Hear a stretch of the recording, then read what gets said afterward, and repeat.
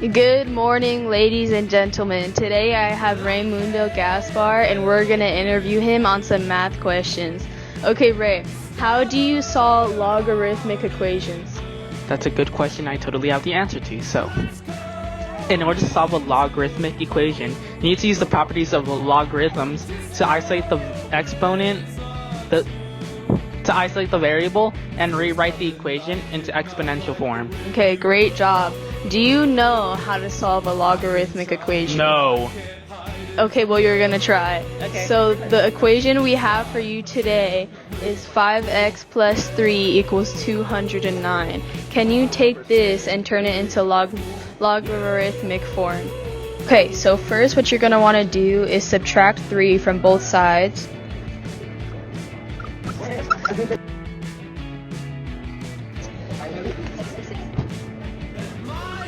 Okay, now what you're going to want to do is you're going to want to change it into log form.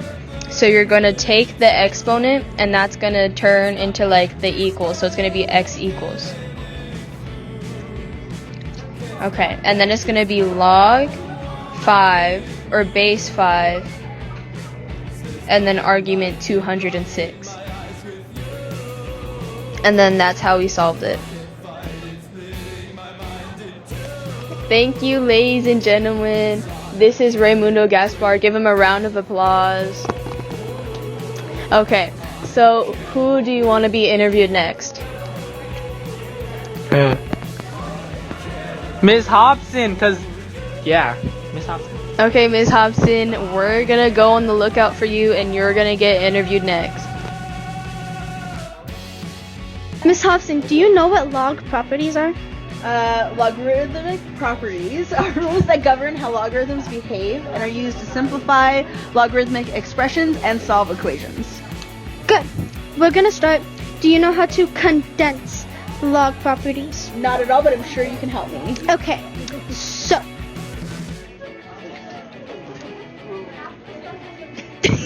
Okay. So, first off.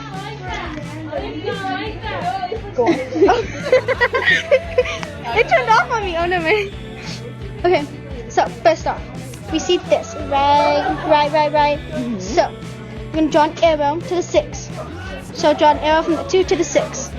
Okay. Now, rewrite log 6 to the power of 2. And minus log 9. Okay. Now, do you know what 6 to the power of 2 is? 6 squared is 36. Yes. So, write log 36 minus log 9. Okay. Now, since it's subtraction, we're dividing. So it's going to be log 36 divided by 9. Okay. Now, it will equal? 4. Log 4? Yes. Good job. Oh, I did it. Okay. Now, we're going to be expanding this equation. Do you know how to expand?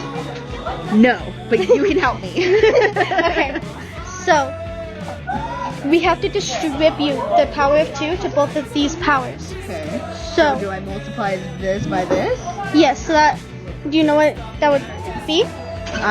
So I have to write log. Do I keep the 7 down Keep here? the 7, yes. And then parentheses? No parentheses, No because we're getting parentheses. rid of parentheses because we're distributing that. Gotcha. So it looks like we're going to do Q to the 8th Yes, and then R to the 4th. yes. Okay. Okay, now, the exponents are going to move in front of the log. So it's basically going to be looking kind of like this. So you're going to have 8 times log 7. Q. Q, 8. Oh, nope, Nope, not the 8. Nope. Plus.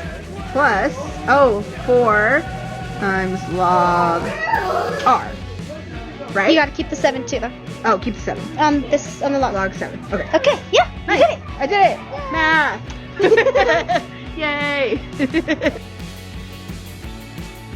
Hi, Uncle Kev, do you know what transformations are? Yes, I do. Transformations of a quadratic function in the vertex form involve shifts, stretches, and reflections of the base function. Y equals x squared. Great. So we're going to be showing you a problem, and I'm going to be teaching you how to solve it. Yes. Well, this is actually a graph. Oops. Yes. Okay. So I'm gonna show you how to. Wait, first off, do you know how to solve this or how to do this? I do not. Okay, so I'm gonna be showing you. So basically, we're gonna have to have this shape be completely on top of this one, so it's completely identical. We're gonna use shifts, and how many shifts do we need? Up do we have to do so it's on the same line? 3. Yes. So once we do 1, 2, 3 shifts, it's gonna be the shape would be moved right here with the flip. Okay. Right here. And then since it's right here, we have to move it how many times over here so it's on top? 6. Yes. So once we move it 6 units to the left, then it'd be completely on top, and then you just solve it. Oh, congratulations. Yes. Thank you for letting us interview you today. My pleasure. Thank you, niece, for having me. Hey guys, we're back and with Michelle. And Michelle, do you know what vertex form is? Vertex form is an alternative way of writing a quadratic equation that highlights the coordinates of the vertex, which is the minimum or maximum point of the parabola. Okay, that's great. And we're gonna be showing you a problem. And do you know how to find the vertex of this problem? Do you know how? No. Okay, great. So I'm gonna be teaching you. So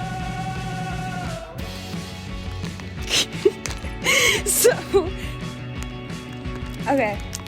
So when finding the vertex, it's always going to be the H and the K of the problem, of the formula. So when using that, but we'd always switch the sign of the H.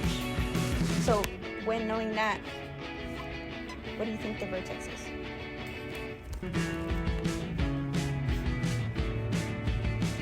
You did it!